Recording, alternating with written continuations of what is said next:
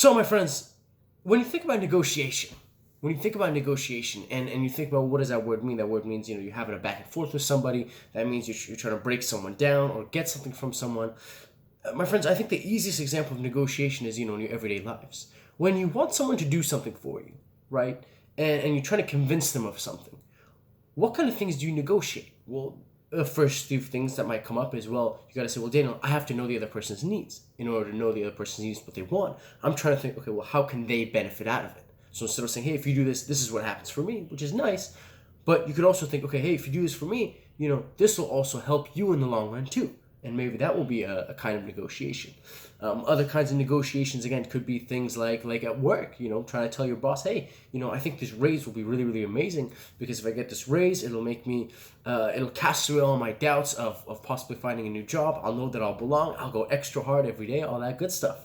So I think negotiations can definitely come in a lot of different reasons and a lot of different contexts. A huge one that I see all the time is at school, is at college or is at university. There's a lot of times where I know students can agree, you walk into a class, and it's not a mandatory class.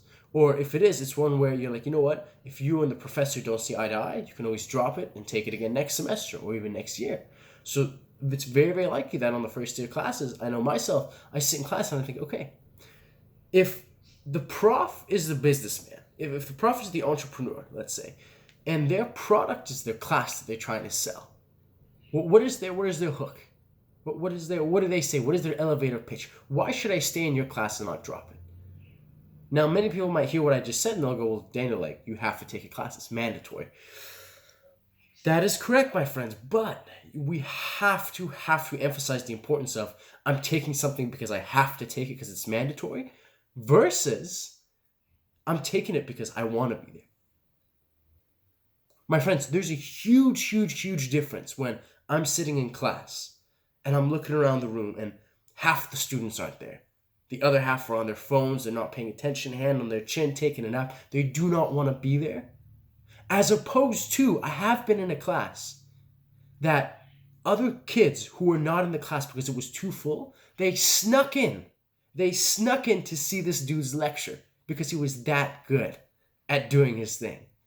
And then as the prof is lecturing and giving his spiel, you look around the room and everybody has their eyes wide open and they're listening and they're engaged and they're interacting with the conversation. And it's a different world, my friends. It really, really is. So I really do get in the first day of classes. Again, this doesn't just have to be university or college, but it could be high school too. You're sitting there and you're going, okay, what is the teacher's first impression going to be like? And depending on that first impression, you're going to calculate a few things, right? Is this class for me? Is this class not for me? And this and that. So when I say, how does it go back to negotiation? It really is this fact of, what is this class worth? Where is the value that I can get out of it? There was a class, that I remember registering in, philosophy, where I sat down and I had this sort of a mindset going. And one of the key phrases that I'll never forget was, this individual said, welcome, this class is philosophy and we're based off of logic. We believe that logic is a skill. And just like any skill, with time and experience, it can be worked on and it can be enhanced. And I remember even there, something as little as that was to get the ball rolling. It was saying, hey, you take this class, we're going to improve the skill of yours, which is known as logic. You improve logic, hey, just like any skill, it'll help out, right? Imagine you're playing a game. It's like a video game character. You have strength, you have logic, you have sneakiness, you know what I mean? Socializing, like you bring up your skills. So it's like, great, that makes sense.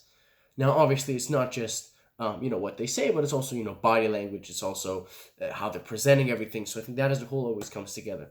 But yeah, I've been thinking about negotiating a lot lately because the first thing that kind of pushed me away from negotiating was that I thought it was just a lot of arguing, right? I thought it was a lot of, hey, how can I manipulate you in order to get what I want, right? How can I use you in order to get ahead? When, to be honest, my friends, it's not that. It's really not that. I think it really depends on, first of all, the context. Second of all, where you're coming at it from, right? Negotiating could be as simple as, hey, where do you want to go out to dinner tonight? And someone says this place, and you say, well, that depends. Maybe I want to go to this place. This place you might like it more. Why? Because it's cheaper, because it's closer, because, you know what I mean, for reasons X, Y, and Z. So I think negotiation is really, really important, my friends, when you are trying to put it together in the sense of really narrowing down what the best option is between two people. I think negotiation is a great way to open up conversation without using the word, argument, without using the word, I disagree with you, you're wrong because da da da da. Negotiation is kind of like a friendly sparring back and forth where you kind of work together to get to a common outcome. And that, my friends, is why I believe negotiation is involved in a lot of our lives, in many, many different locations, contexts, scenarios. Can you think of a place or two where you've used negotiation to your benefit? If you have, let me know. Send me text, DM, email, comment, all that good stuff. I would love to hear it.